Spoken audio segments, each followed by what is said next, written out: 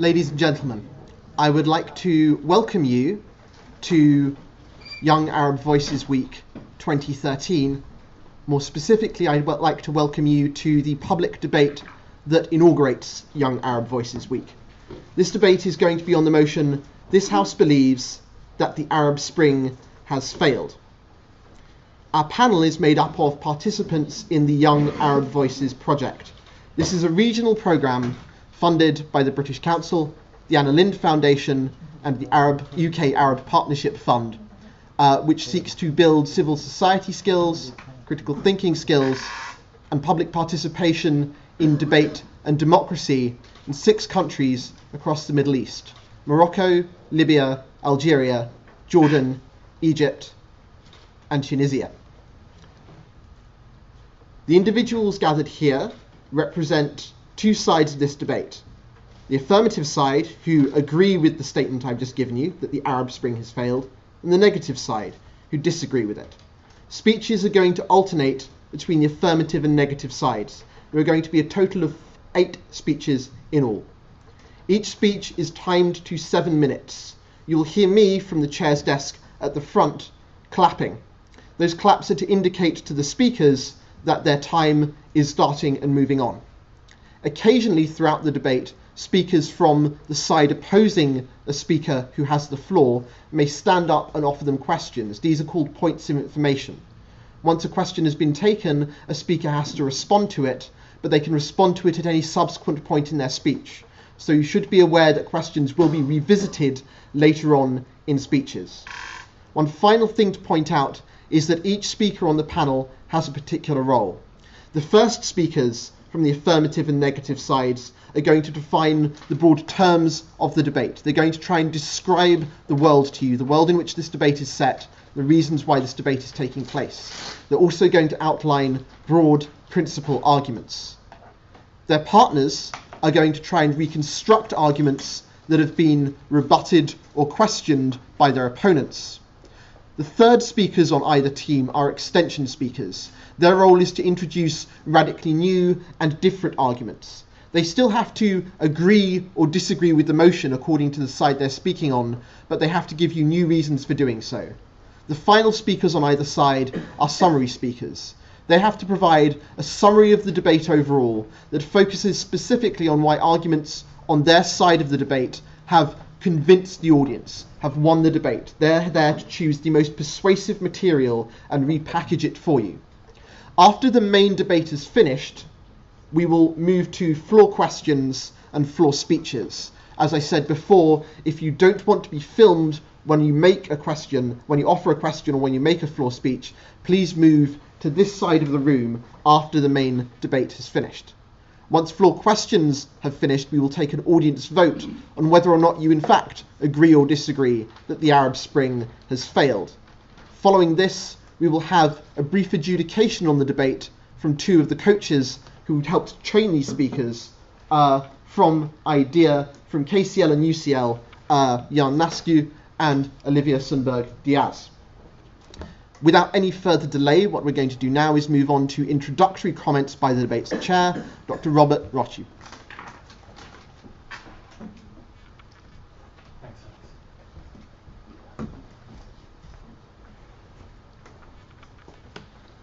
So this House believes that the Arab Spring has failed. We're about 2 months away from the 3rd anniversary of the day in which Mohamed Bouazizi set himself to fire, effectively sparking one of the most remarkable changes in contemporary world politics. What are the consequences of these changes is still largely uncertain. Even though in the very days in which this was happening, what we saw was a great wave of optimism around the world, with particularly Western commentators hailing a 4th wave of democratization starting to take place in the Middle East, with some long-ruling autocrats such as Ben Ali and Mubarak being overthrown after respectively 24 and almost 30 years in power. On the other hand, there was also thought that democratization would happen even in countries where uprisings had not taken place. This mostly by political reforms being undertaken, I don't know, by the king in Jordan rather than by the king in Morocco. With the benefit of hindsight, it would look as if these hopes were a bit far-fetched. What all Arab countries have experienced since particularly the countries where uprisings took place, was a contraction of their own gross domestic product. This is not to be underestimated if you think that among the demands of the people in the streets of Cairo rather than in the streets of Tunis, you had demands such as bread, such as freedom, such as social justice, which also clearly has an economic dimension to it. And if we look at the political processes that have been set into motion by the transitional process, there are some elements that would make us think that none of the demands has effectively been fulfilled. The economy, I take the Egyptian case on which I mostly work. The economy has not been, one of the problems that you had under Mubarak was that effectively the economy was growing, but the benefits of growth were not that wide shared. And effectively you had a small percentage who got ever richer and most of the population who suffered increasing poverty. However, after Mubarak's fall and the transitional period under the Supreme Council of the Armed Forces, and then 1 year of Mohamed Morsi, and then last spring with effectively the overthrow of Morsi, this summer, we are seeing that the Egyptian economy is not even growing. So before you had at least had growth, but not wide share development. Now you're struggling to grow, and without growth, development is effectively unachievable. Does this mean that the Arab Spring has been not worthwhile? Does it mean that it has failed? There are even very good counter-arguments, and I'm sure that the negative side will be able to bring them up during the discussion. But given that we have 8 debaters, I would rather not take any more of your time, and I would leave the floor to our speakers. Thank you very much.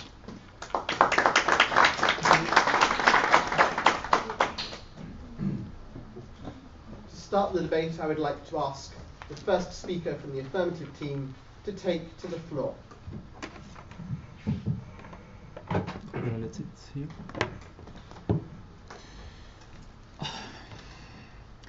So, ladies and gentlemen, good evening and welcome to this debate about the Arab Spring. I'm Aysam from Algeria, and tonight we're going to talk about the current situation in the Arab countries. But let's remember a little bit the past. So the Arab countries lived for decades in autocratic regimes where dictators and military forces made their own laws and were oppressing their populations. Until December 2010, when a young Tunisian named Mohamed El Bouazizi immolated himself because of the social injustice that he felt and the abuse of the power that he incurred from the police. This was a cry of distress. This was the trigger that set off a massive protest in Tunisia, in Libya, in Egypt, in Syria, and other Arab countries. So we call all this event commonly the Arab Springs, where people were asking for employment, which means a better social life. They were claiming for freedom, democracy as well. They were claiming for dignity, human rights, and women's rights, of course. But 3 years on, people in these countries are still claiming the same points: employment, dignity, and freedom. And things maybe became worse than in the beginning. Some countries are living now in a civil war. Some countries are under the military forces. Some extremist religious parties of the state, they are still living in employment. And this is why we consider as the proposition team that the Arab Spring has failed because of the following arguments. The first argument is that the Arab Spring generated a deep instability, which means that after the fall of the Tunisian, Libyan, and Egyptian regimes, these countries are living now in a period of power vacuum. And that's because of the closing on media practiced by the previous regimes and the lack of political education, which didn't allow the emergence of new leaders capable to manage the transitional situation, which led the military forces to take back the power in Egypt, the militias to take the power in Libya, and some extremist religious parties, especially the Muslim Brotherhood in Egypt, and the civil war and genocides in Syria. So we got An-Nahda, which is a party, Islamist parties in Tunisia, and who is practicing now some restrictive laws against his people. We got the Muslim Brotherhood and the military forces and a military coup against them. As I said, some militias and a real chaos in all of Libya and Syria. So this period of instability pushed the situation to be worse. It increased the inequality. That's one. That caused the falling of economies in all of Tunisia, in Egypt, in Libya, and in Syria. They are living now on the organization's help, international organization helps, and it's created a sharp divisions between a lot of sides, especially in Egypt now, between the Muslim Brotherhood and people who are with Sisi, who is the military leader, which generated some struggles every Friday and generated some victims and killing. So please, let's be realistic. Are these indicators, all the data that I presented, are these indicators that the Arab Spring has succeeded? Hell no. The second point is that there is, in the Arab countries, no institutional reforms claiming before and in the beginning of the Arab Spring. There is no constitutions in all of Libya. In Tunisia, they are still, 2 years ago, they are still the Constitutional Council drafting a constitution, so they are living without constitution. There is a chaos in all of Egypt. There is a civil war. Yes, please? What about the reforms in the government in Libya? There wasn't a structure before for government. And in Libya, no, the Libya's situation is pretty worse, okay, because they don't have even laws or constitution. They are in a very long period of chaos and transitional process, and they don't have a clear vision of their of this second step. So that degenerated, I was talking about the chaos in all of Egypt and civil war and genocides in Syria. All this generated a lack of authority who led in Egypt to that no one is listening now to the government, and there is, even the police doesn't respect all the decisions of the government. In Tunisia, the same thing. There's protests every day, every week, and they're claiming even the same claims in the beginning, and there is some abusing from the government. In Libya, excuse me, but there is a law of jungle there because they don't have any constitution or laws. They're still drafting, and there is still no transparency, no inclusion of youth. There is no inclusion of youth in the political life, even if these young people were the leaders of these revolutions in the Arab countries. And there is still the bureaucracy and so on. So according to all this data and others that are going to be presented by my colleagues, we consider that the Arab Spring creates chaos in all the areas. The situation is now very complicated. The vision is not clear. And we consider that the Arab Spring has failed. Thank you very much.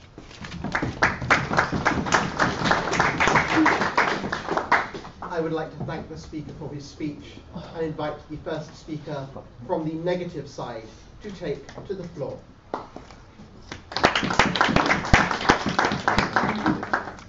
So welcome everybody to the debate about the Arab Spring and whether it's failed or not. So first I want to jump on what have been said by my colleague on the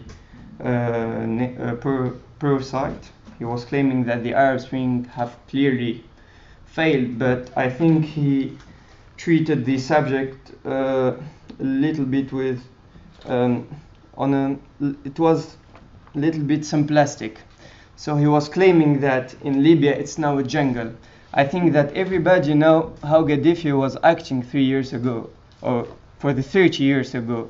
It was also about a jungle, but at least now it's a democratic process within a jungle, and people in the jungle are building some laws and are working on a constitution, so it's not so bad. It's moderate jungle, let's say, comparing to what Gaddafi was doing. So he also talked about the lack of political education. Of course, there is a lack of political education. Tunisia was under autocratic system for almost 50 years. Not only Ben Ali, but also the former presidents. Libya also. The military government in Egypt didn't enable any freedom of speech. Yes, these people are learning. They are on their way. That's why they need time. These countries really need time. You cannot build a democracy within 3 years. We have seen a lot of examples. I'm not going to talk about this. My colleagues are going to develop it, but I'm just trying here to understand what this side are talking about. Sharp division also. Military against brotherhood. This is like an old love story between these two parties in Egypt since the murder of the former president, and then how they are behaving toward themselves. Also, he said that Nahda and Tunisia, to take this example, was a total chaos. So Nahda, yes, it's an Islamist party with Islamist ideology. But Nahda, for these days, they are admitting that they are wrong, and they are just started a national dialogue with other parties in Tunisia, and we're going through a national government. So Nahda admit this, and the Islamic Party is admitting that he made some mistakes. Also, thank you. Protests and demonstration. So he said that these countries are living with perpetual protests and demonstrations. That's a good thing. That's part of the political learning, and we are happy to have protests, and we are happy to demonstrate and saying that no, it's maybe the wrong way, but we are getting to it. We are still here. We are still learning.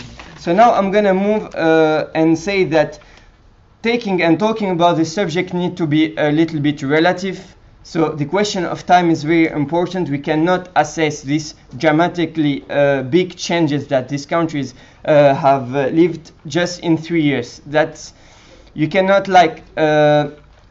demand from a country that lived for 50 years under a dictatorship to have a progressive economy, to have an ideal democratic system, and social justice right away. We just need time.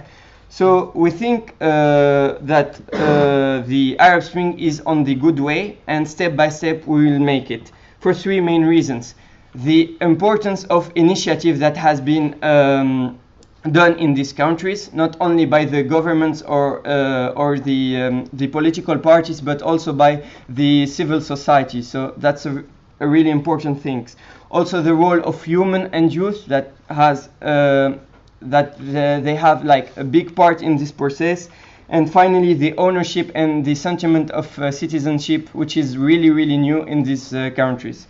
So first, the initiatives. So, for example, Tunisia and Libya were lacking an absence of NGOs, of social groups, not social groups, social agencies, let's say, and associations. Now, just after the revolution, there are like 3,000 NGOs in Tunisia treating about environment, about debating, about political solution, about alternative economical solution. So there is a lot of initiative, and these initiatives are an alternative to government solutions. So we have the civil society that is giving solution for the next step, and also the government. The second, okay. Yeah, please, because you're talking in a very wide meaning. Please give me some tangible social indicators that the situation in Egypt, because we are from Tunisia, is going better. In Egypt? In Tunisia. In Tunisia. Okay, in Tunisia we have now 3,000 NGOs. There is an NGO that protect animals. Do you think about that in Ben Ali's? No, he don't want people to protect animals. He was crazy. So this is part of the democratic process. There are countries that protecting environment. There are NGOs that are just for women, to protect women rights. There is also NGOs that protect men rights, believe it or not, in Tunisia. So I think this is a tangible example. So the second point is about women and youth. So maybe you know it or not, but the Nobel Prize winner last year was from Yemen, and this year, for the second year in a row, a Tunisian blogger, she's 30, was nominated for the Nobel Prize. So I think that these people, these women, are really making an impact in these countries. Also about the youth, our presence here, the Young Arab Voices project, was a dream in a dictatorship system, but we are here debating in London about the Arab Spring, and I think this is a tangible example of how these countries are on the good way. Last thing is about citizenship.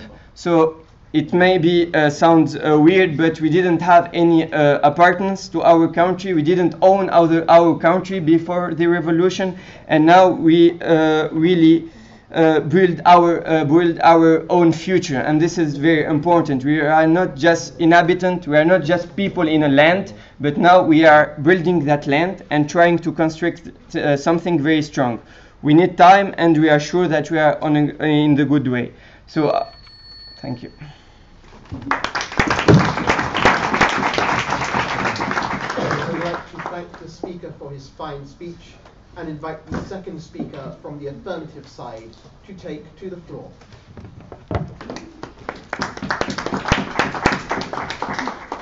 Hello. First of all, my dear, you are too simplist. We asked you for tangible measures for the social situation, for the economical situation, for the political situation, not NGOs. NGOs do not care about unemployment, do not work for unemployment. NGOs do not care for health, status. One more thing, you're asking for time. Well, if we're going to wait for time, but then I don't think that the country is going to develop thanks to the Arab Spring, but thanks to the normal events with time. So this confirms that the Arab Spring has failed.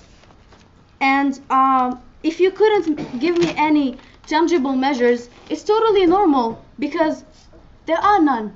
Because the Arab Spring has failed, and we all are logical, and we see with open eyes. What I would like to start to say now, adding what my colleague said, is that the Arab Spring had goals and aims. Unfortunately, the evolution by time of the incidents showed that it's going to failure, complete failure. Let's break it down this way. When the regime was shut down and there were no more one leader power vacuum, parties, sides, and movements started showing up. In the beginning, we thought that was a good thing. We are looking for change. That's a good thing. We have parties that will hear our voice, fulfill our requests and everything. But then eventually, it's only the old generation taking these parties. Like the young generation, the ones who started this Arab Spring, are not taking part of any of this change. Are not even. They talk. I know. They say what they think of. Like here in the Young Arab Voices. But who is making sure that these requests are being fulfilled? I'm not seeing any changes. I'm only seeing divisions, severe divisions in the Arab Spring countries. These divisions are not only social, but economical and political. To go even deeper in the matter, we would see with open eyes that what is going on has nothing to do with success. All what's going on is huge divisions, does not touch only political side, like I said. Let's give example of the Muslim Brotherhood. The Muslim Brotherhood is looking for all its own interests. It's taking sides. It forgot the real matters, the real problems of the Arab Spring. They are looking for power. They're looking for that lust of power and authority. And they totally forgot that the street needs their help. They totally forgot that the young people need their help. Like, if they're not fulfilling their request, who will be? If we keep looking for ourselves, for the party's interest, then who will be making the change? Yeah. I don't see any change. And in Egypt, the Muslim Brotherhood the Brotherhood with their extremist ideology have decided to work against the secular side. Actually, they call them enemies of Egypt. This gives like a huge example that everything is going in division. Serious, severe divisions everywhere. And one more important thing is it's not thanks, it would be harsh. The Arab Spring caused a lack of boundaries and laws. We see the state in Syria. Syria is a civil war. People get killed every day because there are no laws, no boundaries. Did we look for this? Did we look for chaos after the Arab Spring? No, we wanted change. Are we getting any change? No, and I'm sure that you're not going to find any change because there isn't any. Now I would love to guide you to better alternatives. These alternatives is a strategy that should have been studied before anything, before the movement. What is it? Is that we started this Arab Spring. Yeah? You said that some plans has to be established before this movement, but this movement were spontaneous. So Bouazizi didn't plan that his act would lead to a revolution, for example, in Tunisia. I totally agree with you, sir, but that's only the case of Tunisia. Is it the case in Egypt, Libya, and so on? Okay, so the best alternatives to do now is work in unity. Why? Because when we went out to the street, we were all united. We were all united to lead the change. But now the divisions have harmed us. If we want a change, a real change, let's work together. Let's just try to put hand in hand and work together, because our divisions doesn't allow the other countries, foreign countries or other different Arab countries to help us, because they feel obliged to take sides because there are divisions. If we are united, then we can get all the help that we want. The young generation will get all the help that she wants to get the change they are looking for. And before leaving, I just want you to remember that the generation was the key of change. If it was the key of change, let's give them the voice, the means, the ways to go to that change. Go and take decisions, concrete decision, not keep talking in like various ways but not getting any results. And that would be it. Thank you. I'd like to thank the speaker for her speech and invite the second speaker from the negative side to take to the floor.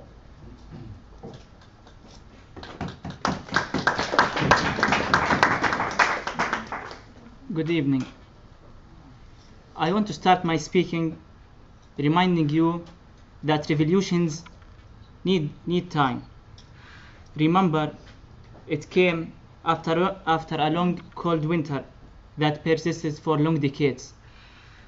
In history, revolution path is not straight. It's full of ups and downs. Take the French Revolution as an example. What the proposition team was saying, that we are asking for more time. Yes, we are asking for more time, but we are not saying that we did not achieve anything at all. We are asking for more time to achieve all the goals that was declared in the Arab Spring.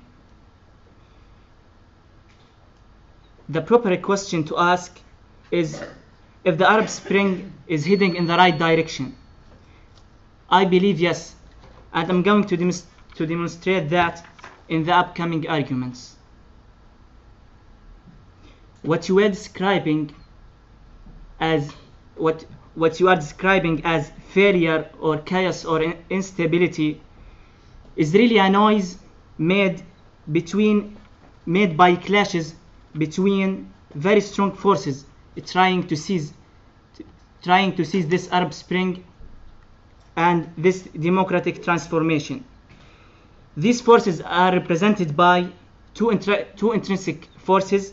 The first one is the heavy legacy of old corruption from old regimes, and the second one is the counter-revolution led by remaining of old regimes and the big heads of the private sector who are interested in keeping their power. And the third one is an extrinsic force which came from governments in Arab countries afraid of spreading Arab Spring to there. A living example is what Saudi Arabia and United Arab Emirates did in Egypt 2 months ago. Wait a minute. So these clashes make us think that Arab Spring is failing, while it's really not. We should really look with an analytic eye and see the obvious improvements that has been made, starting from free media. Now we see more watching for the government progress. We hear louder voices. Everyone can criticize now the government. Moreover, in Tunisia, they launched a website to measure governmental work transparency.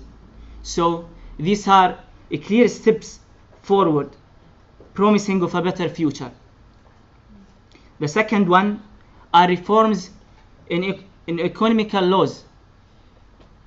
Despite the fact that you are saying that investments are moving out, but you cannot deny that Arab Spring is now encouraging investments. Now there are no more dictators to share profits with investors. We just need time. We just need time till this transition state is over, and we will see investments coming forward. And the third one is reform in civil society.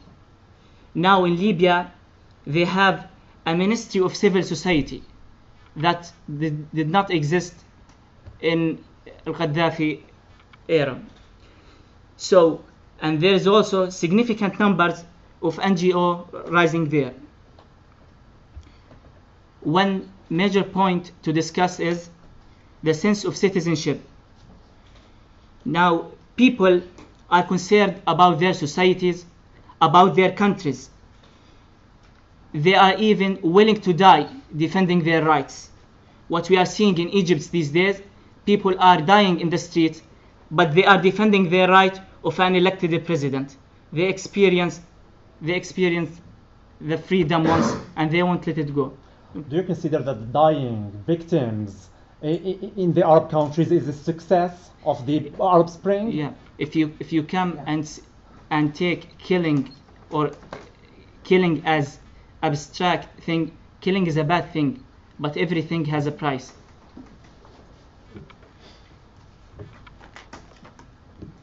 And now I want to remind you and rebut what proposition side said, that there are more victims and there are more violence. But you have to open your eyes wider and not forget the small reforms that took place in other countries outside Arab Spring Club. For example, in Morocco, they had free elections, and the biggest Islamist party, Al-Adala wa Tanmiya, won for the first time. In Jordan, my country, we witnessed a constitutional reform that declared governments are no longer decided by the king, but by the parliament. In Saudi Arabia, women were able for the first time to participate in politics after a royal declaration. So, as you see, the Arab Spring is on the right path, although it stumbled, but it's going to achieve people's expectations and dreams of decent life. And thank you. I'd like to thank the speaker for his speech. And to begin the speeches for the second half of the debate, I would like to invite the Affirmative team's extension speaker to the floor.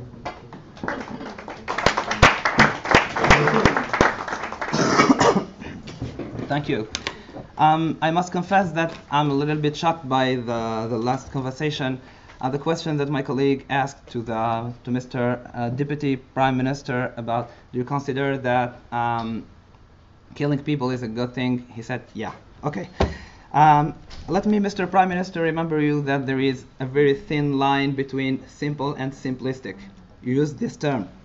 I think that reducing the context into this simplistic equation of government as evil, as the bad side, and the opposition, whatever it be, as the good side, this is really simplistic.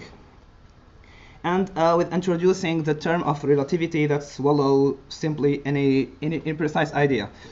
Well, I'll be trying to answering some questions that the proposition side have asked and tried to answer, but they failed to do so. They talked about jungle. I think even if there is no law in jungle society, there is at least one and only sacred and ultimate rule, which is everyone tries to be the lion, and that creates the anarchy. It's not like this that we create the democracy.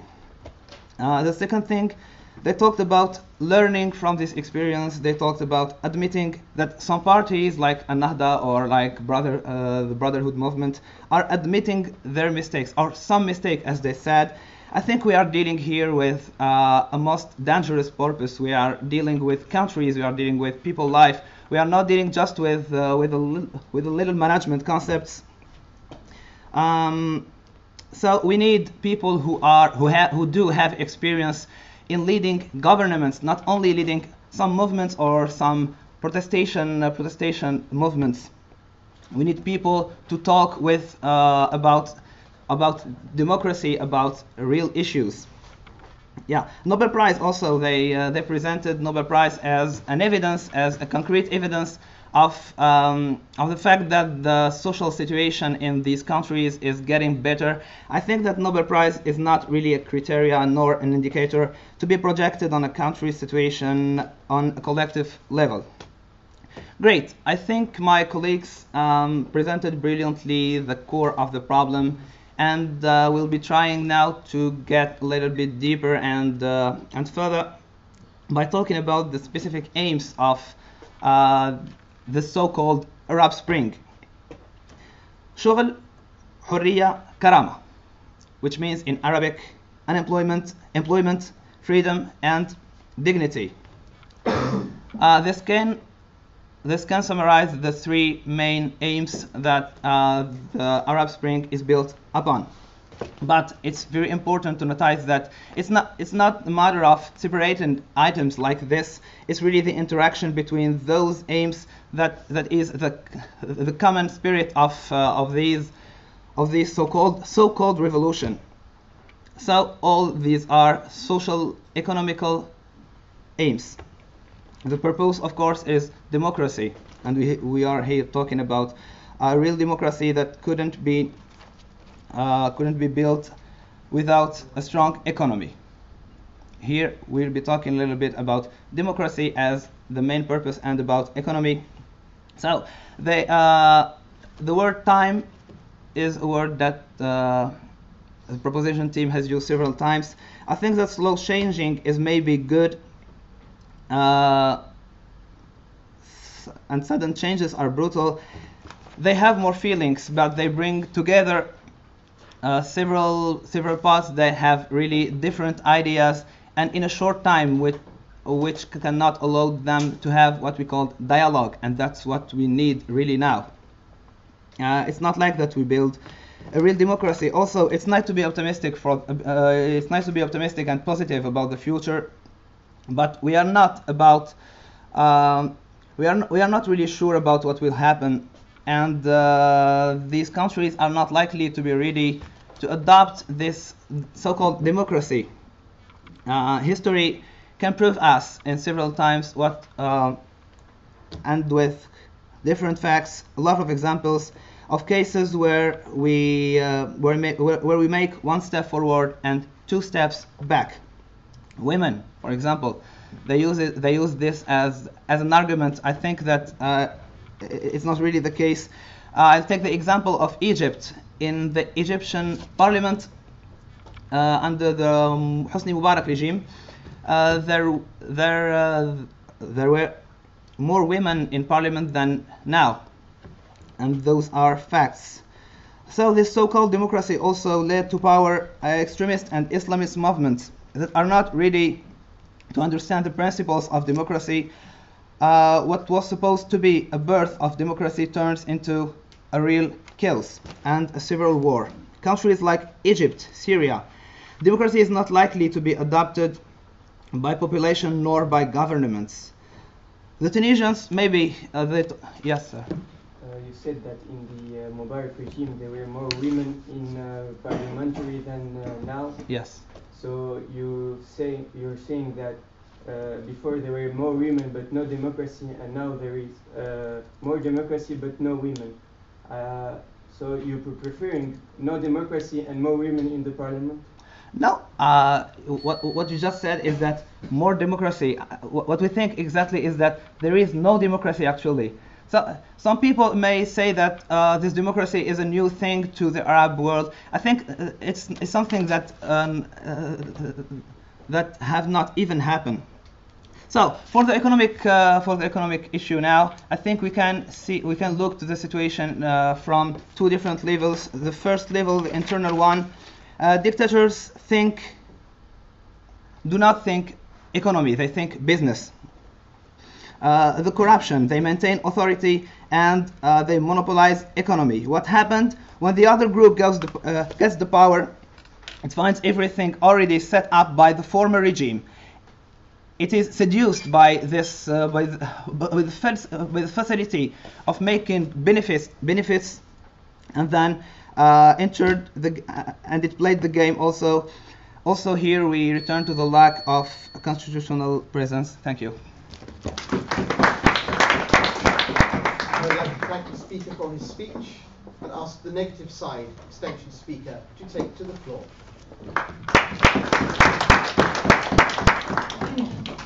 So I'd like to first start by refocusing this debate on what it is really about. It's about assessing not only the current situation, but the signs of deep changes in the future. This debate is about assessing and establishing a basis for this assessment of signs. On the proposition side here, our opponents stated that these Arab countries are failing. They mentioned the example of Egypt, and they highlighted this example about the divisions. Well, don't you think that these divisions have been running for a long time before the revolution, and that what's happening now is that we're only putting focus on these and that we're highlighting this? What we're doing now is that we're tackling the issue itself from the roots. We're not trying to hide it. We're not putting these people in prisons. We understood finally that we have to live with these people at the end. These people constitute a large portion of the population, and you need to find now, before it's too late, a way to live with them. And this cannot happen if you alienate them.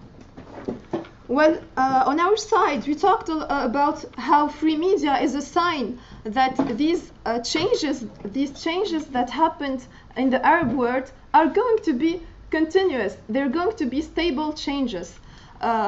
Free media is the only way we can ensure accountability of our governments. If we have a government that knows that each action will be discussed publicly, there are no more taboos, there's no more protection for these people. You know what you're going to face. Yeah, do you call the civil war in Syria, the militias in Libya, and the civil war even in Egypt a stable changement? Well, here I would like to remind you about the previous state of these countries. For example, Tunisia used to be had a very strong state police. Do you believe that this led to a secure country? We used to have the same terrorism actions as we had recently.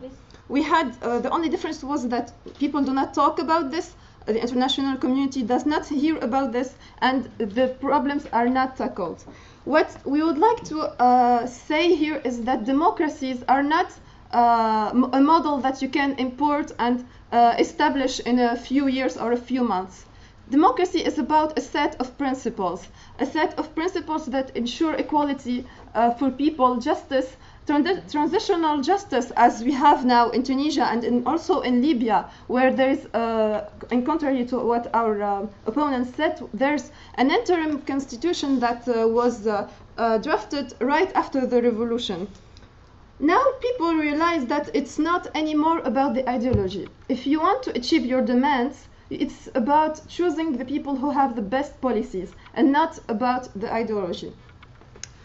What our opponents claimed is that there are no institutional changes in these countries. The truth is that there are not only institutional reforms in these countries, but also in other countries that did not have revolutions, like Algeria. Algeria has had some protests, but because of the strong military force, there was no revolution. Still, the government understood that there is an urgency to meet some of the demands at least, and the people are enjoying better quality of life in Algeria. Thanks. What some of the institutional reforms I would like to talk about in Tunisia are the presence of unions for judges. This is a tremendous change. This is a change that can enable for a complete separation between powers. It enables for our people to have fair trials and to avoid trials of opinions being judged through the leaders. Some of the points I would like to highlight also are the economic progress.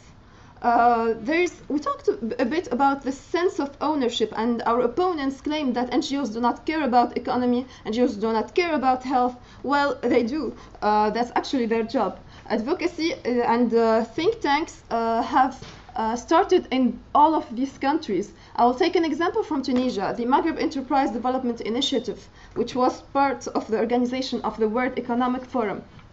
Would you even imagine that a World Economic Forum reuniting over 150 countries with ideologies from the extreme left to the extreme right coming along in this country, this small country in the Mediterranean region, would happen before the revolution? Okay? So we're talking about the Arab countries entirely, not only Tunisia. Please talk to me about Syria, please, for once.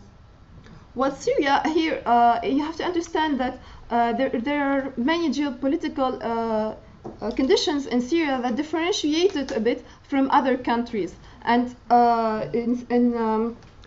in this case particularly, it is obvious that this turned into a much more complicated situation with people from international community interfering.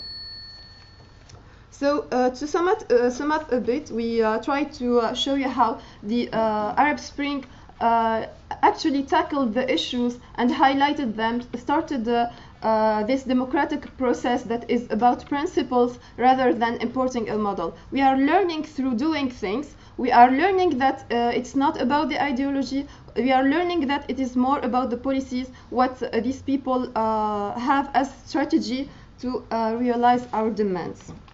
And thank you very much for listening.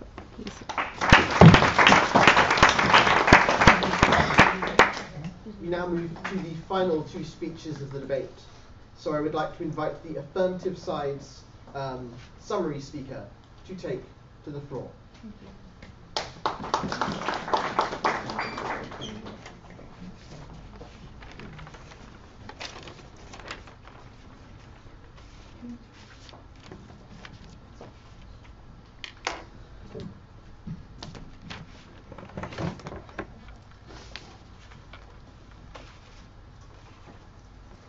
Good afternoon, ladies and gentlemen, and welcome to this debate. Well, this House strongly supports the today's motion, which is that the Arab Spring has failed. Well, whether we define failure in terms of the factor that drove people to demonstrate in the streets and overthrow dictators, or in terms of whether the situation has improved or not, we see that, and we strongly believe that the failure has been on both levels. Well, let me reiterate what my teammates have already mentioned, which are the levels on which the Arab Spring has failed. Let me remind you of the first level, which is the social one. That is, the Arab Spring has caused a lot of social insecurity, a lot of tension between different social groups amongst these post-revolutionary societies, and has even led to bloodshed among citizens of the same country, like, for instance, or even worse still, kind of civil wars like we see nowadays in Egypt. Another major important important point is that the Arab Spring has also failed in establishing democracy. Well, I mean, you said that we don't have a good model of democracy to follow, but we do really have some principles of democracy, and have these principles being established.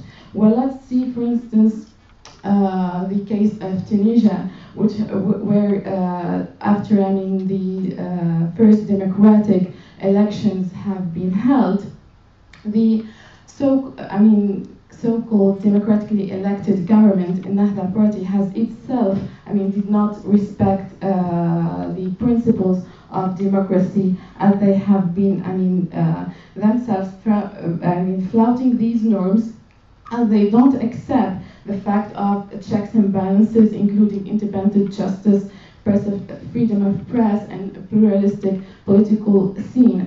These, governments who have held power in the wake of the revolution regard their rule as God-given, and anyone who opposes them or criticizes them, they see this as a form of blasphemy. Another thing is that these parties have promoted the appearance of violent groups in societies and haven't really made some strong measures to oppose them. Nowadays, these societies are, we see, assassinations, terrorist attacks, which haven't really been, solved. Another point is concerns the economic level.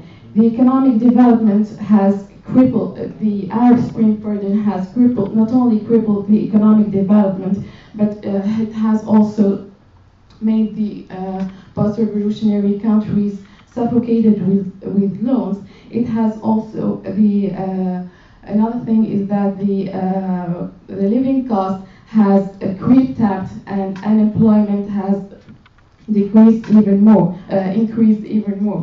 Now, the opposing side have stressed some points, mainly points related to media. To some extent, there has been some freedom of media, but this freedom of expression has itself been usurped, adding to political tension and worsening the situation, and causing even more social instability through publishing lies and rumors. Another thing is that freedom of expression is not really fulfilled 100%, since we still see opponents put into jail for expressing their views and for criticizing the government. And let me remind you of the example of Sami Ferri, for instance, in Tunisia, who has been put into jail for freedom of expression. Another thing is that we also, we also see youth who express their point of views through music, for instance, are still put into jail because they criticize the police or the government. Concerning the position of women in these societies, well, it should be highlighted that Tunisian women, for instance, already enjoy civil and political rights since 1957, when these rights have been enshrined in the personal status code. So, as a matter of fact, they haven't really gained more privileges after the revolution. Another thing concerning, let me also cite another example in Egypt, where in the wake of the revolution, sexual harassment has reached epidemic proportions. Yes, please. You said that in Egypt, sexual harassment has increased, but can you also recognize the fact that in Egypt, there are a lot of women organizations that have formed to tackle these issues? Thanks you. Thanks for your point. But I mean, the emergence of extremist groups who have been after the revolution have helped these kind of phenomenon in this society. Now, concerning the role of youth, yes, true, youth have been the driving force in the fall of dictatorships. But did they reach any, political power, or did they get their share through political representation? No. The one that took power after the revolution, they are not from the category of youth, and they don't represent their interests. True, also the NGOs have a great number of NGOs has emerged. Thanks for your attention. And to summarise the speeches for her side of the House, and indeed the debate as a whole, I would like to ask the negative summary speaker to take to the floor.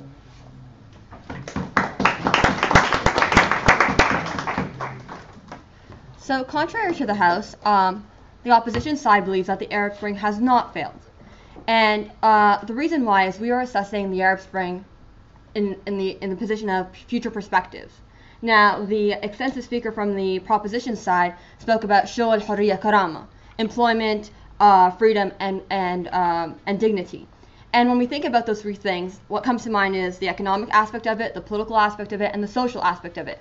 So what I'm going to do is I'm going to summarize our points in terms of these three categories. So we start off by looking at the Arab Spring in terms of the social aspect. What has it brought to society? The first thing that we started off with when the Prime Minister spoke was we talked about ownership and active citizenship. The Arab Spring has provided an opportunity for people to feel like they belong. It has given them their identity back, so they feel like they're citizens of the country. They feel like they need to give back to their country, that they are part of building the country they aspire to see. And what that means is a lot of initiatives have started to sprout out, whether it's NGOs forming or startups taking place, and it's also provided opportunity. So people have the opportunity to empower themselves, and when they see an issue in society, either political, social, or economic, they can do something about it. They can take a step forward and feel like they're making a difference. Moving on to the next point that we mentioned in the social aspect is women and youth. The role of women and youth has evolved and grown in amazing ways after the revolution.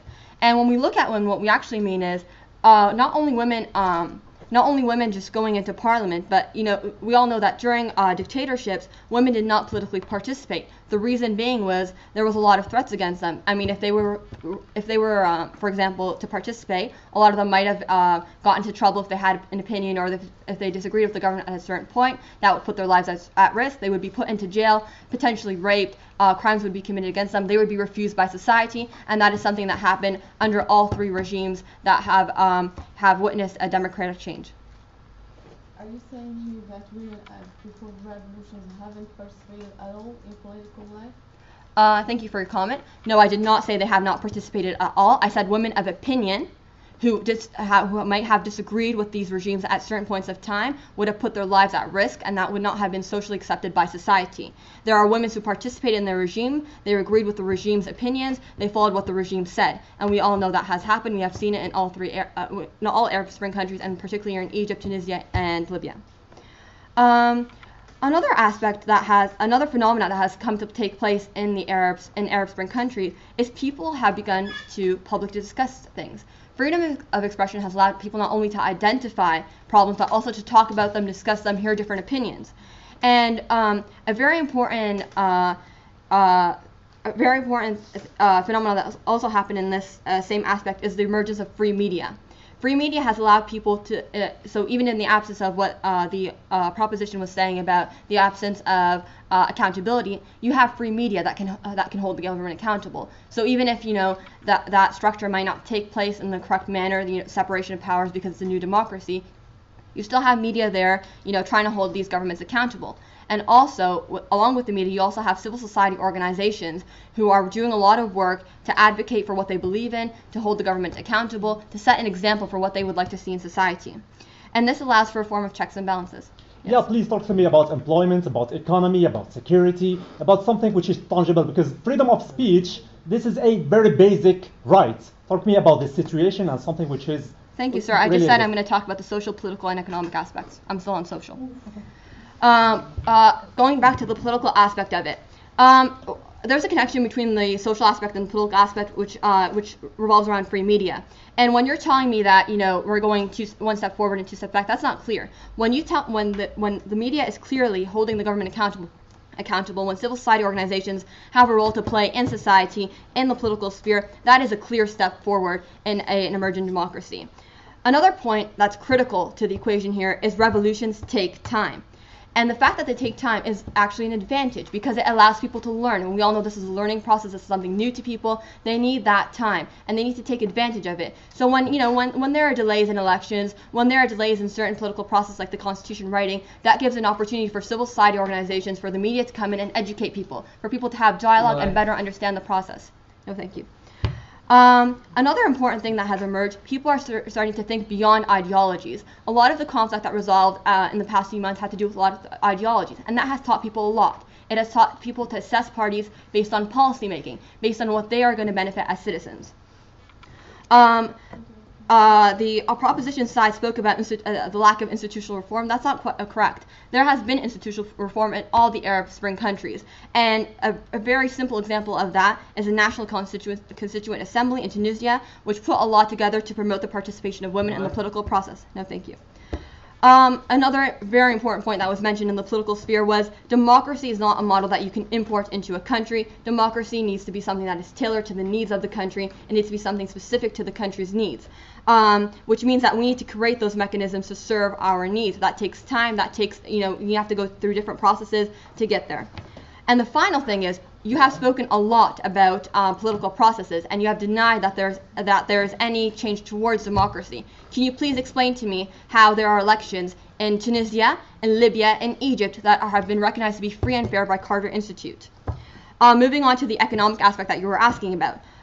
We have seen in Arab Spring countries startups emerging, startup weekends coming up, and people coming with their ideas. We have seen investors come into the country wanting to invest, seeing more opportunity. And as the extension speaker on our team already said, according to the latest World Bank report, the reason why people don't invest is because the reason why people want to invest in Libya is because, or other Arab Spring countries, is because there's a lot of opportunity. There's less laws and regulations to limit them. And then also the spirit of social entrepreneurship. People are beginning to recognize that they can serve their country and they can make money out of it. And that has promoted a lot of young people to start up their own ideas. And the last point I want to make is, the most obvious thing that the Arab Spring has not failed is us here from 6 different Arab Spring countries speaking about the Arab Spring, debating about it, and being able to come here to London without any limitations, speak freely about it on both sides. Thank you.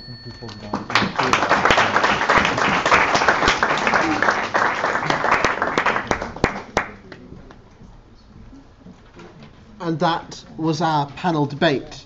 What we're going to do now is turn the debate over to you. What we're going to do now is give you the opportunity to make, first of all, floor speeches. We're going to be limiting those to about 3 minutes in length. And then we're going to be giving you the opportunity to ask the panelists some questions. It's going to be a little bit awkward because we're going to have to turn around the streaming microphone. As I said, now is the time, if you don't want to appear on the live broadcast of this event, to move over to this side of the room that we're going to keep out of shot. The other thing I would ask is that if you're going to make a floor speech, you come up here and I will pass you a microphone. If subsequently you'd like to ask a question, please do speak up, because unfortunately we don't have radio mics. But if you're loud enough, then the microphones we have up here should be able to pick up to you. And if you do ask a question, please identify who you want to ask it to, either a specific speaker or a specific side of the table. So, I'm going to... It's very technical here.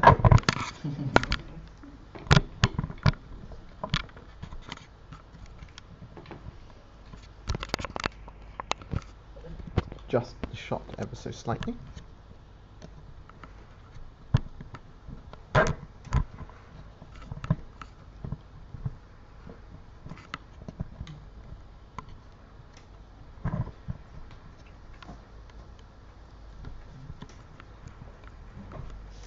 Okay, so we have floor speeches from participants who came to London with the panelists group, but unfortunately weren't able to provide speeches as part of the panel.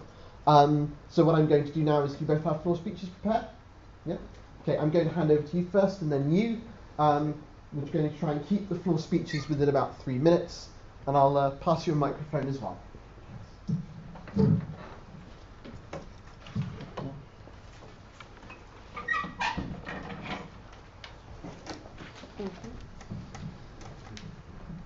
Ladies and gentlemen. So if you could move forward and about there. Here? Yep, just around there. Thank you very much. Ladies and gentlemen, good evening and welcome. It's my pleasure to stand in front of you today at King's College London. My name is Sarah Hindawi and I'm from Jordan. I study English language and literature at Yarmouk University. So about our subject today, about this motion that the Arab Spring had held, actually, in my personal opinion, against this motion, and I do believe that the Arab Spring had succeeded. I'm going to make that that clear in a few points. Okay. First, what we have to know that the declaration of the success of the revolution does not appear in a minute and another, or a day or another, or even in a year or another. The clarity of how revolution is successful or not successful is something that may remain for years to be decided, of course. But certainly there are several things that illustrate how this revolution has succeeded or not in a short term. And if we look at the Arab Spring Revolution generally, we will find that that citizens wherever in Tunisia, Egypt, Libya, or Yemen didn't gain any material benefits from their revolutions. They just got more freedom and using funds to express their desires. Okay, my second point is that the Arab Spring revolutions achieved significant benefits for citizens, and most improvement one is freedom, which they were denied from. And the second improvement one is the sacred freedom of expression. Even back home at Jordan, it's from where I came, we didn't used to have this right. We couldn't even to talk loudly of what we are thinking. But really, after the Arab Spring, we are now allowed to express our opinions in any time, anywhere. So, which makes the citizens feel that's right, makes the citizens feel his humanity, and he recovered his political rights of choosing their leaders and representatives, and his sense of personal dignity and national pride of belonging, which was robbed from him by the time. So, for example, without Libya's revolution, Gaddafi may have lived another 10 years, and then someone who is like him inherit the system of that government after him to endure one of the most strangest systems at the history of the modern world. So, moreover, the instance of the majority of Syrians to gain Bashar al-Assad, its events reflects the harsh governance system that ruled the country for 4 decades, spreading terror in the region. So, even the movement of stopping Morsi's government represents the second chapter in Egyptian Spring, of course, demonstrates that the Egyptians insist on real change, not a fake change. So the Brotherhood was given a valuable opportunity to run the country, but some mentality of domination and monopoly power. So it's natural that collapse, fires, and deep system will leave behind it chaos and disappointments, of course, as we see in Libya, the void that was left by the fall of Al-Gaddafi system, which was filled by same groups lived in Al-Gaddafi culture, believes in the force of the arm. So, as we said before, the Arab Spring movement did not fail, and it is only not clear enough for the rest of the world yet, because, as we said, it needs only time, even if it was like baby steps. Thank you. Thank you very much for that speech, and we have a second speech. Okay, if I can get this here. Thank you.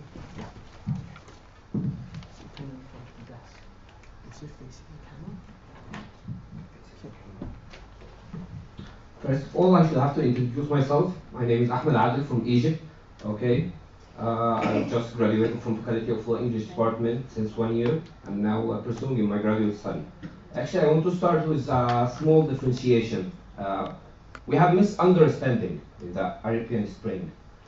First of all, we should have to make a differentiation between the revolution and the protest. Revolution means destroying the infrastructure of the country and started to rebuild the country from the beginning.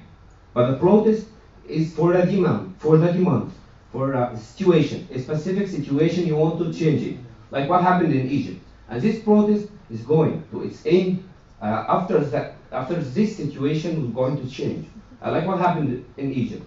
The protests in Egypt just asked for a dignity, and then these demands come rises time by time, and then asked to removing Mubarak regime. But the roots of Mubarak and his inner cycle is still working until today.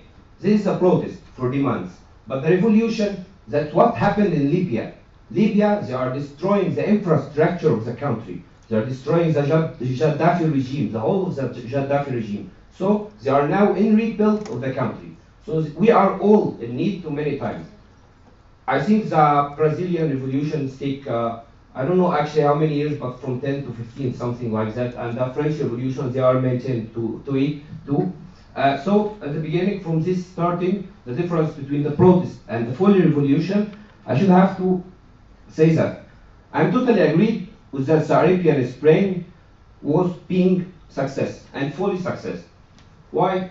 Today, we all knowing that the situation is not much good, okay? But we didn't ask ourselves why. Why we all noticed that? We all noticed that because today there is a freedom of media.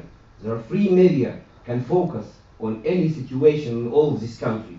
There are mass media going on the street, made an interview, made a live broadcasting. This is the succession of Arabian Spring. The succession of Arabian Spring was make Muslim Brotherhood achieving the regime and ruled Egypt. This is the succession of Arabian Spring. In Egypt, yeah, I know. Many people telling me it's not democracy to removing Morsi from regime in Egypt, but I will telling you something. The democracy is about the population who rules themselves by themselves, not by anything else. The Tamarrud movement in Egypt, we all heard about it, I think. They are collect from 24 to 26 signatures from a normal person on the street to removing Morsi. So this is democracy. I think no country in the whole world have a fully democracy. England didn't have a fully democracy doesn't exist in the whole world. So we should have to try to find something to achieve what we need in Arabian Spring.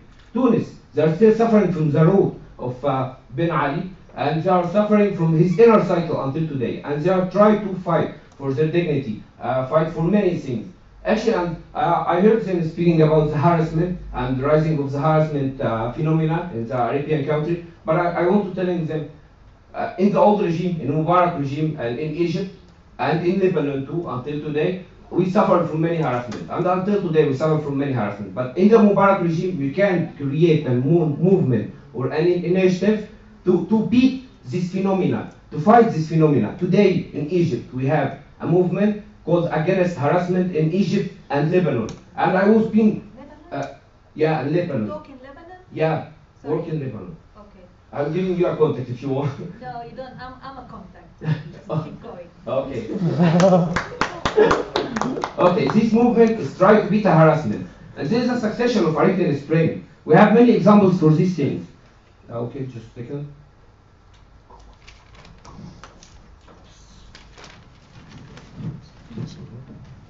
Oh, and other things, national authority in Egypt and the regime and the army and the many parties in Egypt requested the Muslim Brotherhood for a national dialogue many times, but the Muslim Brotherhood every time they are telling, we reject this invitation. We are not able to come to sit with the people who trying to kill each other, to doing a lot of bad things in Egypt. Many times they are rejected this this invitation. And we all know about this from multimedia. Yeah, we have freedom of media today because that we all feel the situation is bad. But in the old day, in the Mubarak, actually, I should have to refer to this. In the Mubarak, nobody here in this hall actually can know anything about Egypt. You was being known a little about Egypt. But today, because there is a focus of media, there is freedom of media, you know a lot about Egypt. Today you can turn on your TV, watch any news channel, and found that they are speaking about Arabian Spring, they are speaking about Egypt, they are speaking about Tunisia, and about Syria. What's about Syria? At the beginning of the Syrian revolution, yeah, I know that there are many Syrian people trying to get the right, trying to fight for their dignity, but after 6 or 7 months, the situation has become more different. The Syrian people escaped away to Jordan, to Egypt, to Turkey, and we all know this. And after that, there are many persons come from all over the world. You know, Jihadiyin is come to beat Bashar regime because they want to destroy Bashar regime and start. As we all know, if someone is studying the Muslim Brotherhood history, he knows that Muslim Brotherhood history want to make a big Imara consist from 15 countries, and one of these countries, Syria. Should have to read about this. They are asked the Jihadiyin from all over the world to come to Syria. And one of the famous examples for this, I told them yesterday, there are a famous singer called Fadl Shakir, Syrian singer, and he regret to singing and then going to fight in Syria. He's not actually Syrian, but he's going to kill Bashar al-Assad in Syria. Actually, nothing to add. I hope I've been clarified enough at this point, and thank you. Okay, those was 2 speeches from participants who are part of the Young Arab Voices programme who weren't part of the main panel. Is there anybody else in the audience who would like to make a floor speech? Okay. We have one more participant.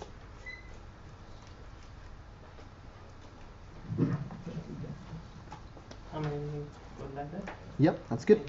Good evening. My name is Ahmed. I am from Egypt. I'm an assistant lecturer at the Zagreb University in School of Medicine. Personally, I believe that the Arab Spring is failing. The Arab Spring is a process of change. We have witnessed revolutions in several countries, but change itself is a process that is very complex, and change can't come easy. And when people are changing, most people will resist change. And this is normal. I've studied it in leadership and change management, and there is a science named as that. So, and when it comes to politics, the change process must be prepared for. It can't come easily like that. Let me talk about Egypt. The revolution in Egypt took 20 days. This is not a revolution that is complete. there were demonstrations, and there was no planning.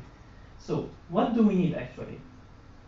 What do we need to justify my claim that the Arab Spring is failing? Personally, and you have heard our colleagues in this debate, but personally I believe that there are two important levels contributing to my belief. The first level is the smallest level, the citizens, the people. The people are not yet ready for change. And this change is not only about democracy. You are implementing a package of changes. You are talking about democracy, you are talking about improvement of health state, raising salaries, employment, women and youth rights, and so many things that are not yet fulfilled. If you are speaking about media and freedom of media, currently the whole world can see what happens in Egypt. Not thanks to the freedom of media, thanks to the development in communication and technology. But actually, if you want to see what's really going on inside Egypt, you can please pay us a visit, open a TV on an Egyptian channel, and watch what is broadcasted. The nation or the citizens, Egyptian citizens, are deceived. This is one level. Another level is the revolutions must be interpreted in their context. The context of each revolution is not limited to the country where the revolution is taking place. It must be interpreted in the context of the Arab world as a whole. At this level, you will find that not only the forces are coming from inside the country, there are forces acting from outside the country, and they are not limited to the Arab countries.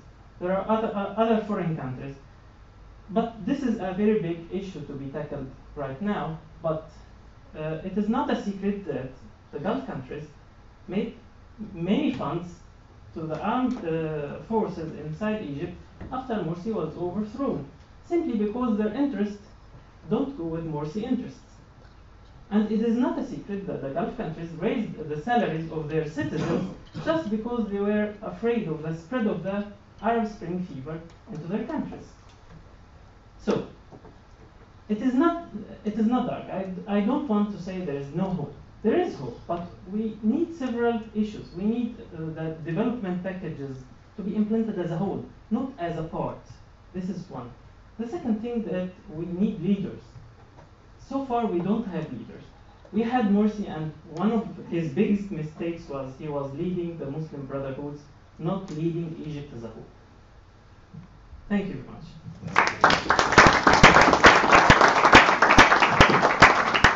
We can go for 2 more floor speeches. I should emphasise that they're going to have to be short before we move on to our questioning period. So does anybody else from the audience have a floor speech that they would like to give? Okay, we have a hand up here. Would you like to come up?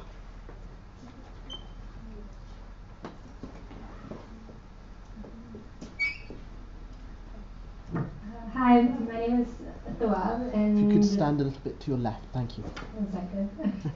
And I'm Syrian, and my issue really is with both sides of the debate and kind of the title of this debate altogether. I think using the term Arab Spring is a bit Orientalist, and it generalizes and lumps together the countries of both the Middle East and North Africa and all the various Arab countries as if they were all the same thing and had the same social issues and the same types of dictatorships and colonial history, whereas I believe they don't. So where revolutions have been successful, they have failed in other countries, and like, I don't know if you guys would contend, but like in Syria, for example, what I believe started as a popular uprising, as a revolution, has now turned into a bloody civil war with all these different, and has turned into a proxy war for Russia supporting the regime, Saudi Arabia, and since when were Saudi and Israel best friends? But now they're both supporting the opposition and the U.S. as well, and it's all these different players, and you know, it's turned into a big mess. And lastly, what about the Gulf states? In Bahrain, for example, there's been a silent revolution, and I believe it's because the people in Bahrain are Shia. So obviously, the mainstream news and media, they keep pushing kind of this like Sunni agenda. Saudi Arabia is not gonna support the opposition in Bahrain if Saudi claims to support freedom for everyone. Why aren't they supporting opposition in Bahrain yet supporting opposition in Syria? So I think in this debate we risk generalizing the situation. All right, thank you. We have one more floor speech, I believe, from the lady over there.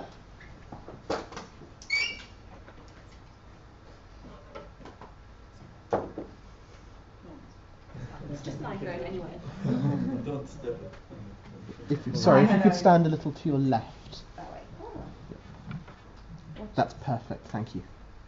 Hi, hello. My name is Khadija. I am from Morocco. I was born and bred in Europe, Belgium. Right.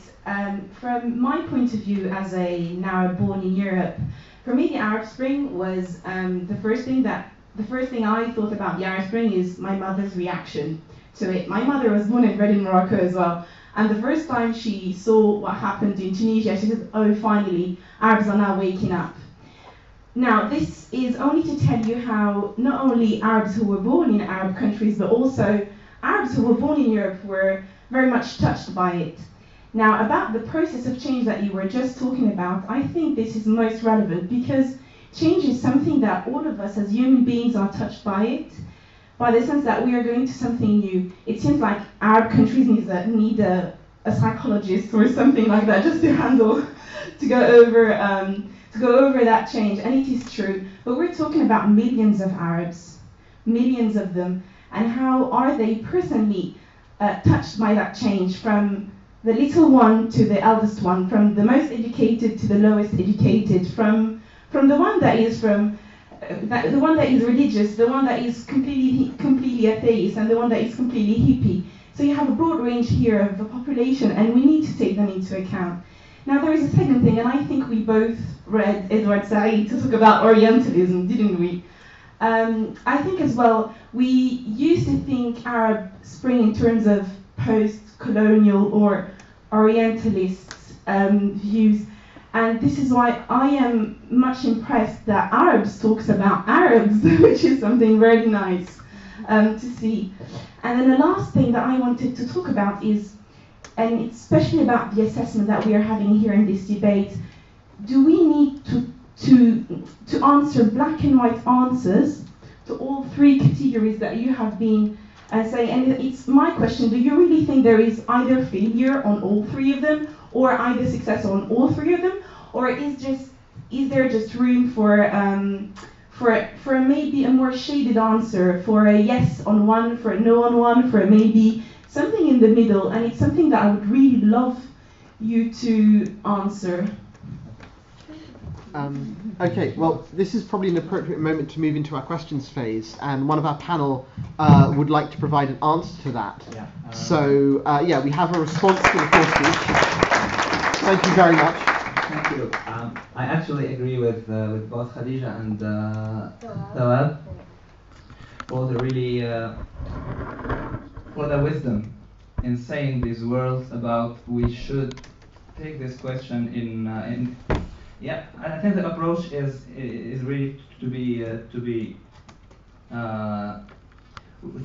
look at things from a different point of view, for a point of view that allow us to say that maybe in some sides Arab, this so-called well, I personally don't agree with this name, the Arab Spring, nor revolution. It's not something that we could generalize on all these big contexts. So maybe in some sides it had succeeded, maybe in other sides it failed. This is why in our speeches we tried to focus on really specific things, just to go in the way that proves that in some ways, in maybe I think, well, I don't know if there is that's really true, but maybe the whole problem is in our understanding of the aims of these revolutions. We talked about حرية كرامة شغل. Maybe the problem is deeper than this. And so, if we treat the question according to these simple aims, maybe we can answer the question yes or no, it has failed. But maybe if we can treat the question with a deeper sense of analyze, maybe the answering the question is just impossible because it's really wide thing. It's very related things. Thank you. Okay, so we're now going to move to audience questions proper. As I say, unfortunately we don't have radio mics for this event, so I'm going to have to ask you to raise your voices and repeat your questions where necessary. And we're going to have a relatively short time for questions, unfortunately, because we are on a relatively strict timeline. But we should be able to get a few in before we move for the final vote. So I see a hand up over there. Yeah, it's just to continue the point that was raised by our Syrian colleague there. And the first thing I want to say is the Arab countries, the Arab world is not a single entity. And I think you're all aware of that. And I'm really surprised that you didn't say no to the idea of talking in this generalizing way about the Arab world. And I would have really hoped to hear about specific examples from each of your countries. And that is also related to the term Arab Spring, which is very controversial in that sense. And I really want to hear from each one of you.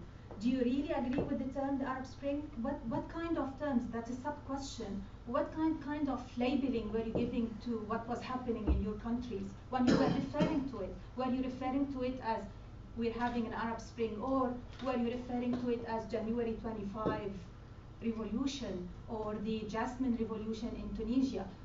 Again, the other question that I want to actually hear an answer for, and I think there was another title for this debate before, and the question is, do you regret those revolutions taking place or not? It's not about failing or not, it's do you regret those revolutions taking place? Okay, so I think given that you directed this question to the whole panel, we'll have to go for answers from the whole panel, but I would remind you, please keep your answers very, very brief. So do you think it's appropriate, first of all, to generalize about the events that we tend to label as the Arab Spring? Would that be accurate?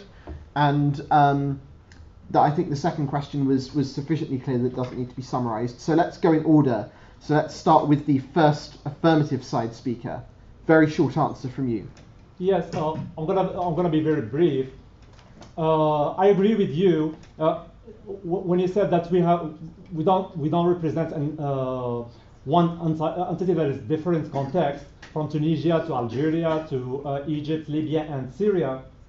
And you are asking for examples from each country. I'm going to talk about Algeria. Okay, Algeria. We said that we made our Algerian Spring in 1988. Okay, because we made the same thing which happening now in Tunisia, in Egypt, and the same scenario, which means protestations and then extremist religious party in power, and then a decade of civil war, and now we are in a process of rebuilding our country. So what we are seeing now in some countries, for example, especially in Egypt, is the same scenario, which means that revolution, party in power, and then a military coup, and then civil war. Because I think that Egypt today is divided into two sides. It's gonna. Even I asked yesterday the Egyptian. They told me that we think that there is no solution, and that we have to pass from in this period of chaos to have after that stability. So if you, no, not you, but so this is my point of view. I regret the Arab Spring in this way in Egypt, only in Egypt. But I prefer the Tunisian version because it's completely different. It's completely two different contexts, Tunisia and Egypt. Okay, moving on to the first negative side speaker. Keep it short, guys. We're looking for the length of a Twitter post here. So I'm gonna be very short. We never used the Arab Spring label, neither the Jasmine Revolution in Tunisia. That's just I'm sorry, but it's the Occidental name for that. so we use it as the revolution of the people. It's Mohammed Bouazizi revolution, but it's never the Jasmine revolution, sorry for that. The second question is about regrets. We cannot regret such thing. It's not, it wasn't a bloody revolution. I wasn't in the opposition before. Ben Ali wasn't hurting me or harming me or my family. But now, living in this country, breathing this air, participating to demonstration, participating in debate, involving in political parties, has really no price. This is priceless. Was what we are living. Unfortunately, the Islamist Party have won, but this is just one step. And be sure that Tunisians are really aware of that. I'm gonna just speak about Tunisia because other countries, it's unfortunately other scenarios, especially in Egypt, Libya, and Syria. But talking about regrets is gonna be no, because simply what we are living is priceless. Okay, so second affirmative side speaker.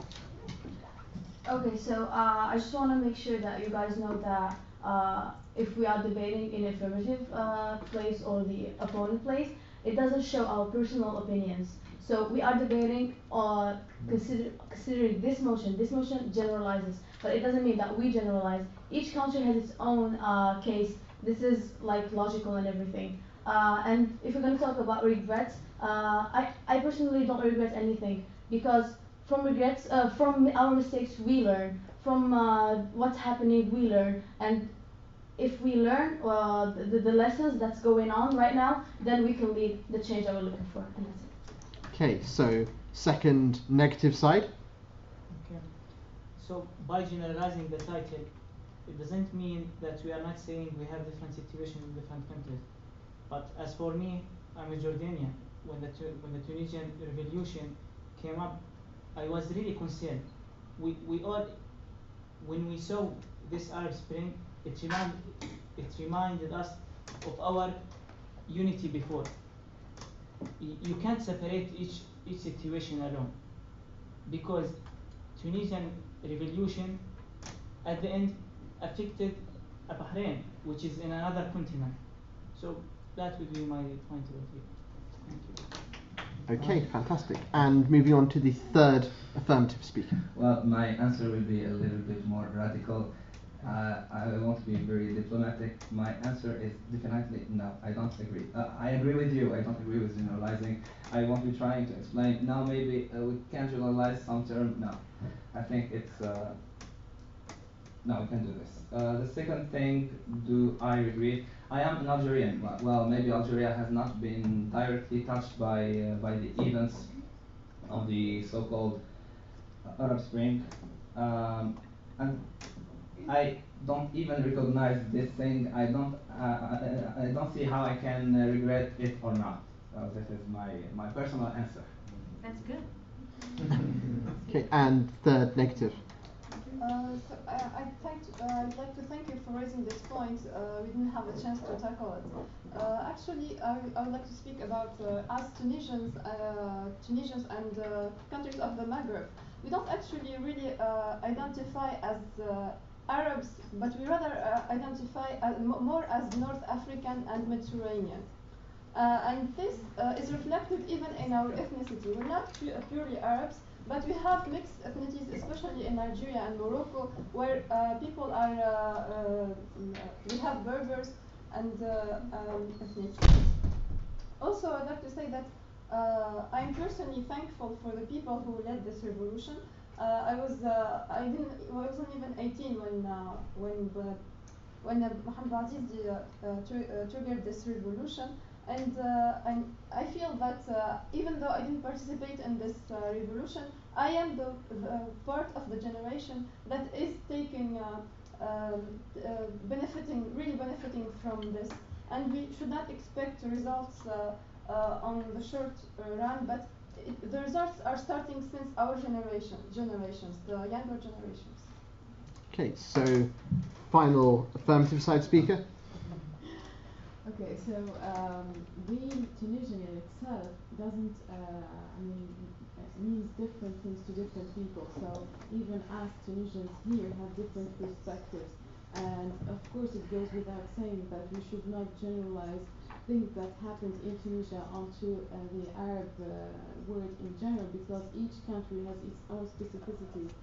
And what I see concerning Tunisia itself is that we are different from other countries in terms of our traditions, etc. True, we had been living in dictatorships like other countries would have also their dictators, but we have been enjoying a lot of rights and freedoms even before these countries, and we are being we have a lot of tolerance among Tunisians, because this is also goes back to historical reasons, as we are in the Mediterranean region and we have been open to different cultures. So applying terms to should not you should not apply general terms to all the countries. But of course, there has been some, a common thread among all these countries, which is a form of dictators. Well, whether we should regret it now or not would not solve any problem here.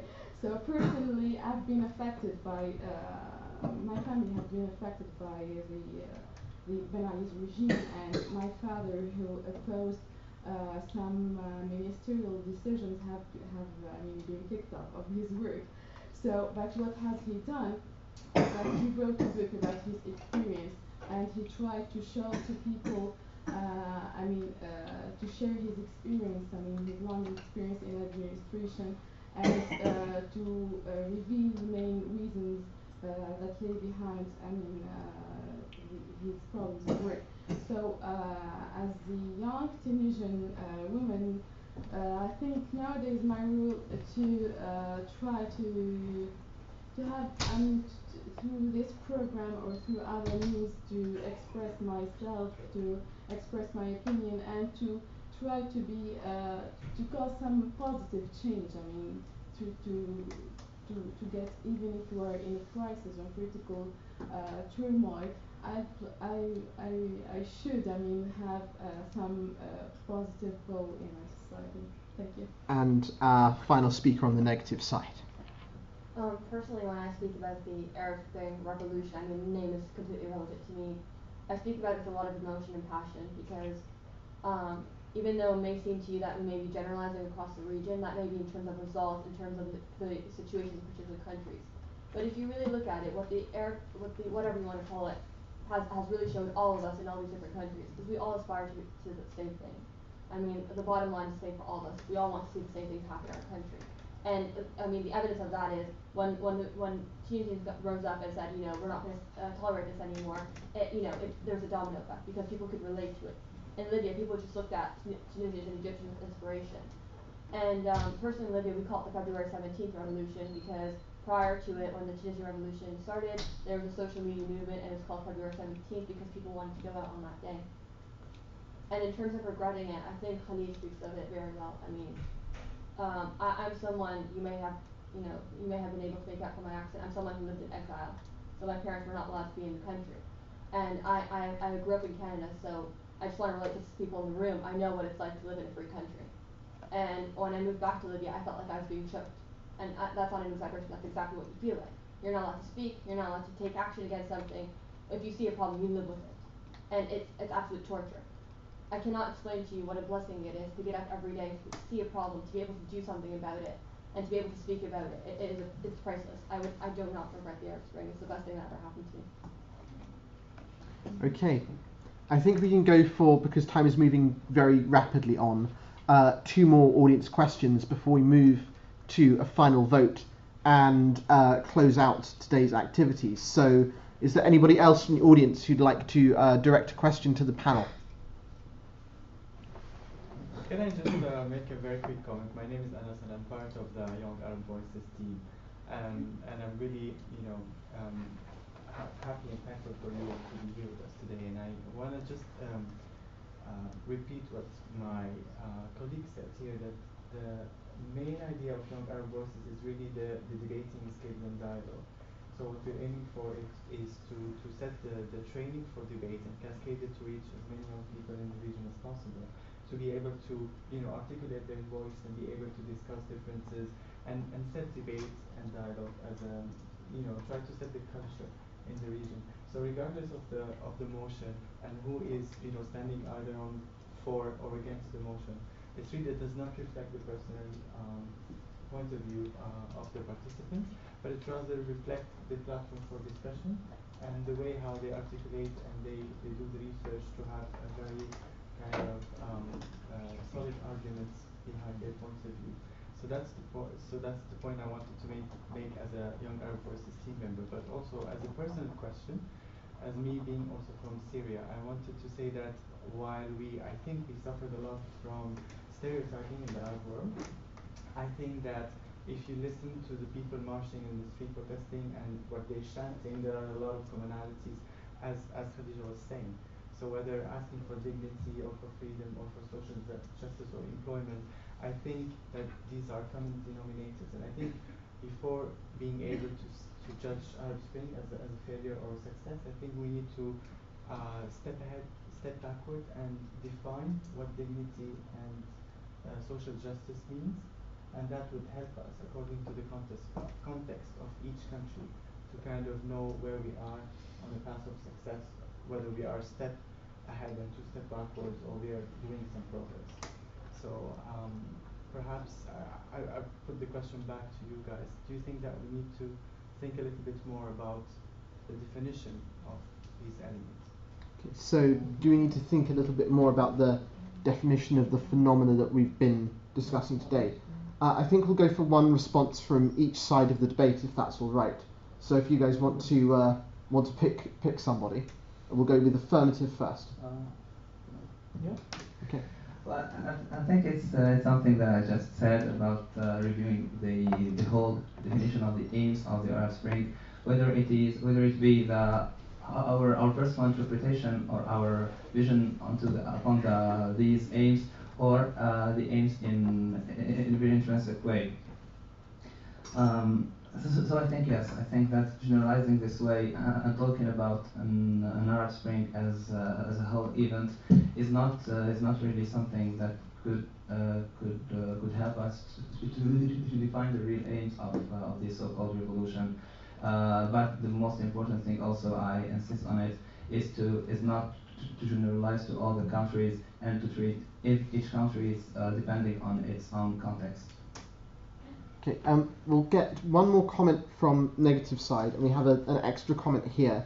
Again, I would say please keep things quick so we can fit in at least one more question before we wrap up.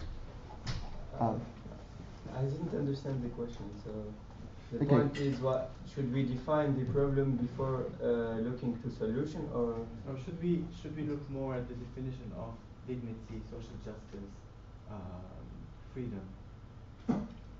Before judging, I mean, personally, I wouldn't be comfortable putting a definition, setting it in stone, and trying to measure different countries up against it. I think it's more sensible to take every country apart, assess it, and I wouldn't look for black and white answers. I would try to just understand what's going on, try to sympathize with both sides, and that's the best way to get the best understanding of why people are making certain decisions and why they have certain aspirations.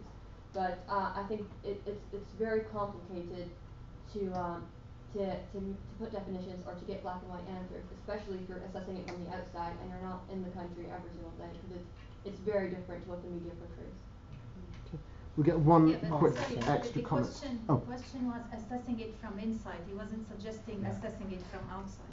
He was suggesting that each of these countries should actually assess what does dignity means to them, what does social justice means to them. Yeah, as I said, I'd like to do it on a country to country manner, so each country gets on it. Okay. Yeah. Yeah.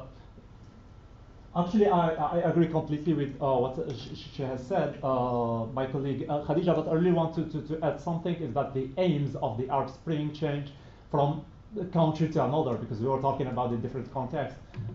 In Tunisia, I think the aim or the objective of this movement of revolution is completely different than Syria or than Egypt, or even in Algeria. I'm going to talk about my case, because we made some movements after the falling of the regimes of Mubarak, and I protested just for pleasure. Okay, that's all. Because I've seen this wave of liberation. Actually, because in Algeria we are in a process of freedom, of getting our rights in a pacific way. So I just follow the wave and go outside. But for example, for Tunisia, it's completely different because women there had their rights, completely their rights in the era of Trabelsi and Ben Ali. Even before, even in the era of Bourguiba, but it's not the same thing, for example, for Libya or for Syria maybe. So even the aims, objectives are completely different, right? Okay. Sadly, we have run out of time. The moment has come for us to call a vote on the motion before moving to a brief adjudication from our trainers. So, members of the audience, who is in favour? Who supports the motion? This House believes that the Arab Spring has failed. A show of hands, please. We have a total of 2 audience members. Can we have no vote? Yeah, we will. Yeah, we will have abstentions. Yes. Who rejects the motion? This House believes that the Arab Spring has failed. 1, 2.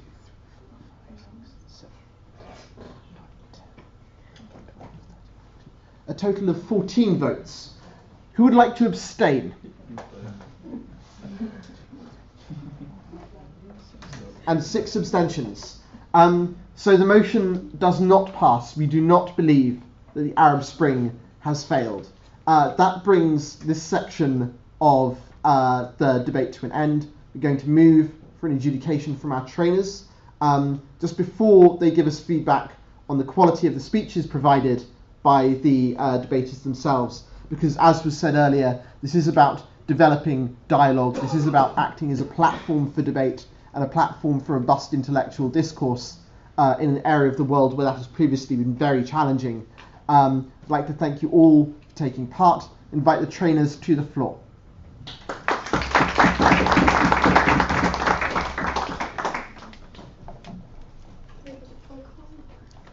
Full call? Yeah, if you'd like a full call. From Let's be official.